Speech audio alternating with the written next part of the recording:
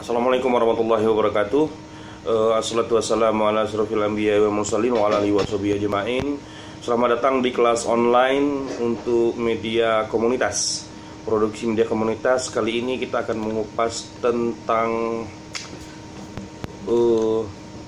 menjadi wartawan lembaga. Yang akan dikupas itu adalah personalia yang mengerti peran media, mengerti isu terbaru dari lembaga, dan kita masuk juga ke syarat seorang jurnalis atau wartawan. Oke, saya mulai dari personalia yang mengerti peran media.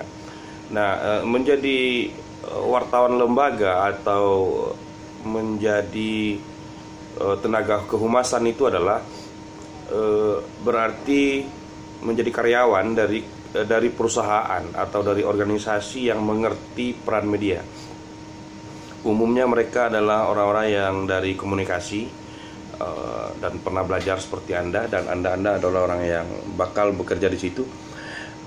Apa yang disebut personalia yang mengerti peran media? Personalia itu ya tenaga-tenaga profesional yang mengerti pekerjaan media, berkawan dengan media. Banyak lembaga-lembaga pemerintahan justru menerima pegawai negeri sipil itu berangkat dari seorang wartawan. Juga dosen seperti saya, juga ada profesor-profesor sebelum saya, juga dokter-dokter. Saya sebutkan saja Profesor Azra, Profesor Komarudin Hidayat, juga di UIN Padang juga ada Yulizal Yunus, ada Dr. Yulizal Yunus, Dr. Sufwan Karim, dan saya sendiri. Kenapa begitu terjadi? Karena lembaga tersebut membutuhkan seorang yang sudah pernah di media. Tapi bukan berarti orang yang tidak pernah di media, bekerja di humas, tidak mengerti media, bisa belajar. Oleh karena itu, sebagai orang komunikasi, Anda sudah bisa memahami dan mempelajari peran-peran media secara umum, lalu bagaimana mementingkan kerja ini berbasis kepentingan perusahaan Anda. Jadi Anda adalah counter attacks yang akan Anda kerjakan, mempertahankan semua informasi-informasi dan menyerang informasi-informasi. Jadi dia personalia yang disebut di sini adalah karyawan-karyawan yang mengerti peran media itu dan akan bekerja berhadapan dengan media-media mainstream. Nah, kalau dia tidak mengerti peran media, dia tidak akan bisa bekerja dengan media. Sementara kerja kehumasan, kerja wartawan itu adalah dengan media. Perusahaan, misal perusahaan rokok, perusahaan Rinso misalnya, ada kehumasan yang mengerti bagaimana membuat berita-berita yang memiliki nilai jual, nilai baca, nilai viral, nilai dengan berita-berita yang bersangkut paut dengan produk-produk yang akan diproduksi dan dijual dan disebar kepada konsumen. Informasinya, bukan barangnya, informasinya. Oke, terus mengerti isu terbaru dari lembaga. Apa hal baru di setiap di tempat dia bekerja, wartawan lembaga harus mengerti dan harus menguasainya detail, dan dia siap ditanyakan dalam setiap saat. Ditelepon wartawan A, wartawan B. Nah, jadi kalau jadi orang humas itu siap ditelepon siang malam dan siap data tentang lembaga itu. Misalnya ada memang data yang dirahasiakan, tapi ada data yang harus dipublish. Misalnya apa produk terbaru, apa kebijakan terbaru dari perusahaan Anda, lalu Anda juga bisa membuat strategi agar pimpinan Anda bicara dan menyiapkan bahan untuk pemimpin Anda berbicara dengan percaya diri dan dengan format yang layak di media. Dengan begitu Anda akan memuaskan pimpinan Anda di perusahaan tersebut.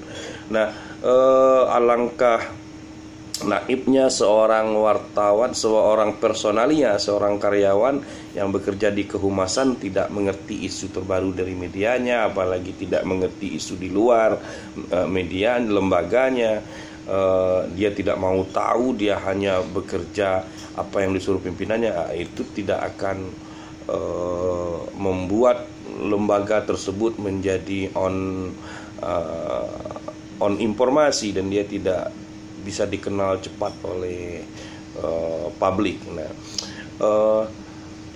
baik lembaga pemerintah maupun lembaga swasta akhir-akhir ini memang lebih banyak mengambil wartawan yang sudah jenuh di lapangan dan dia tarik gitu. Seperti Rumah Sakit M. Jamil itu setahu saya sudah 2 mengambil wartawan.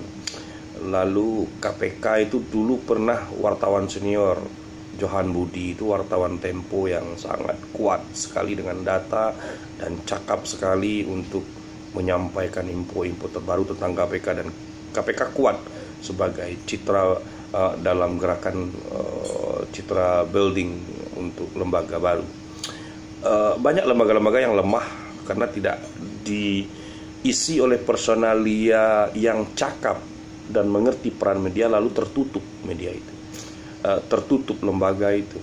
Ini kenapa? Karena mungkin juga karena watak dari lembaga itu untuk tertutup. Misalnya ada lembaga rahasia, tapi lembaga-lembaga publik mengacu pada undang-undang komunikasi, undang-undang keterbukaan informasi, tidak ada alasan, apalagi lembaga negara, lembaga publik itu, mereka harus terbuka untuk ditanya, terbuka untuk memberikan informasi terbaru apa yang dilakukan, karena dia melaksanakan dana publik. Jadi kalau Anda ingin bekerja di berbagai lembaga, Anda siapkan diri di sebuah lembaga itu. Kalau Anda ingin bekerja di sebuah lembaga yang profesional di bidang kehumasan atau perusahaan informasi, perusahaan produk apapun, atau lembaga-lembaga pemerintahan, Anda mesti menguasai peran media. Artinya belajar di komunikasi itu belajar tentang media ya. Anda belajar semua pemilik media, bagaimana menulis di media, bagaimana membuat video di media, pokoknya bagaimana melayani wartawan. Semuanya bisa dipelajari secara praktis. Tetapi base pertamanya adalah membangun komunikasi efektif ke dalam dengan baik dan total, dan Anda disenangi dengan performa Anda sebagai seorang personalia yang handal itu. Lalu Anda mengerti isu-isu terbaru dan menguasai informasi terbaru. Saya kira itu untuk wartawan lembaga itu. Nah, boleh kita diskusikan dalam teks saja, karena kita belum bisa, dan saya sudah coba-coba karena corona ini untuk dengan Google Classroom itu Anda harus setor ke saya email, dan memang kelihatan sedang online atau tidak, semua lengkap semua di situ. Saya juga bisa kirimkan banyak data, tapi persoalannya lagi-lagi teknik, karena ya pertama nanti putus-putus, misal ada Pak tapi dia online, tak bisa online, laptop saya rusak, atau nah itu alasan-alasan di luar itu masih perlu dipertimbangkan karena ini baru. Makanya sekarang kita coba video aja dulu, nanti kita mulai didiskusikan di ruang chat WhatsApp aja dulu. Tetapi ini 10 menit saya sudah memberikan tentang wartawan lembaga. Nanti saya setelah ini akan absen.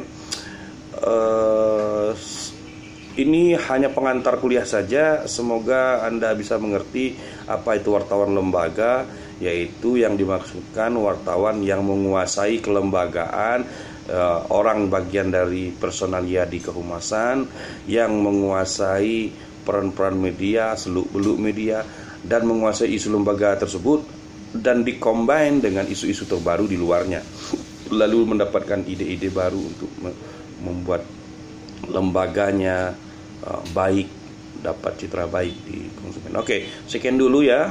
Semoga teman-teman bisa mengerti dan memunculkan pertanyaan. Kita diskusi hangat di ruang chat, dan saya punya harapan semoga Anda tidak tipe-tipe. Satu, dua, kedua, Anda menulisnya maksudnya jelas.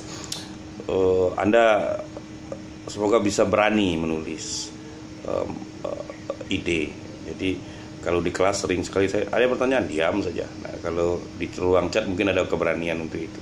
Jangan lupa ada nama dulu ya, nama, alamat, nama saja dan ini, oke, agar kita diskusinya. Jangan lupa harus ada data, ada alasan bertanya itu, ada tidak sekadar bertanya. Mengerti baru bertanya, paham baru menulis, begitu teorinya. Baik, banyak maaf. Assalamualaikum warahmatullahi wabarakatuh.